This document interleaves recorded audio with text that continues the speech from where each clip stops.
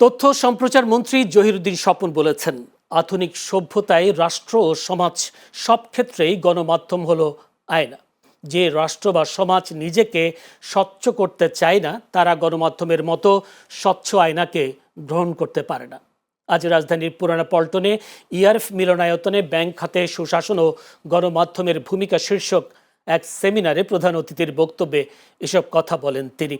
তথ্যমন্ত্রী জহিরুদ্দিন স্বপন বলেন, দেশের রাজনৈতিক প্রক্রিয়ায় ও রাষ্ট্রে যদি সুশাসন নিশ্চিত করা না যায়, তবে বিচ্ছিন্নভাবে কেবল গণমাধ্যমের উপস্থিতিতে ব্যাংকিং খাতে সুশাসন প্রতিষ্ঠা করা সম্ভব নয়।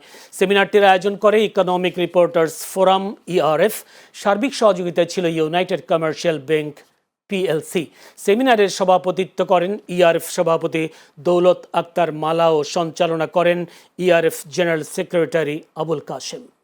গণমাধ্যমের মতো আয়না যদি গঠন প্রক্রিয়ার দিক থেকে কোয়ালিটেটিভ কনফার্মেশন না থাকে, তাহলে কিন্তু শুধুমাত্র আয়না হলেই যে সঠিক চেহারা দেখা যাবে তা কিন্তু না, বরঞ্চ আরও ডেঞ্জারাস।